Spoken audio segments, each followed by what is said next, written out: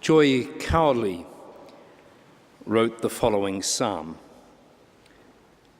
No donkey this time, but a borrowed Honda 550. Jesus riding into town with a black leather jacket, jeans frayed at the knees, and LOVE tattooed on the knuckles of his right hand. Those who saw him said his smile was like the sun, warming shadowed corners and causing the way to blossom unexpectedly.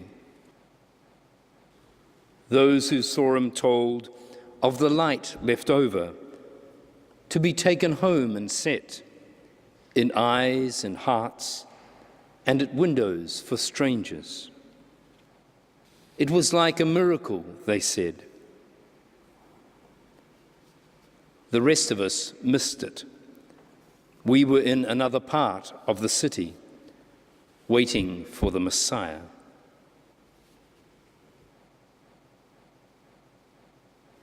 This reflection, similar to those of James K. Baxter, depicts Jesus as an outsider. He upsets our expectations of what a Savior or Messiah should be. He doesn't dress right, talk right, and act right.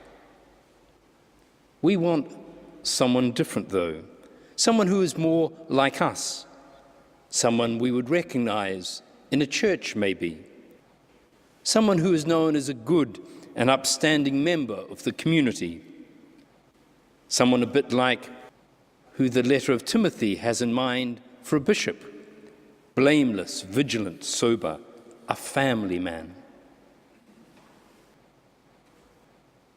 There is a long history in the church of making Jesus into our image, making him a reflection of our expectations. Most obviously, he was made into a pale-skinned European. Gone were any Semitic, Jewish features. Then he was made into a robed and crowned king, elevated into stained glass, statues, and hierarchical theology. It was as if Cowley's bikie was taken in by the church, scrubbed up, fitted up in a suit, and sworn in as Governor General. As if you had to be a Governor General to reflect the light of God. Jesus, the outsider, was good news to those relegated to the outside. He disregarded the boundaries that set the respectable and the rejected apart. He ate with the rejected, touched and was touched by the rejected, taught and was taught by the rejected, and healed and was healed by the rejected. He also suggested that this was how God too would be, which is really the nub of the matter. For bikies and Baxters can be largely tolerated by mainstream society. We all like oddities.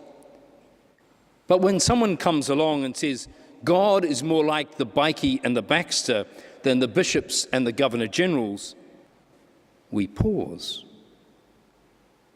When someone says God is more on the outside than on our side, and God is not our in-house God, but more like in the doghouse or over the fence entirely, we get a bit upset, annoyed, even angry.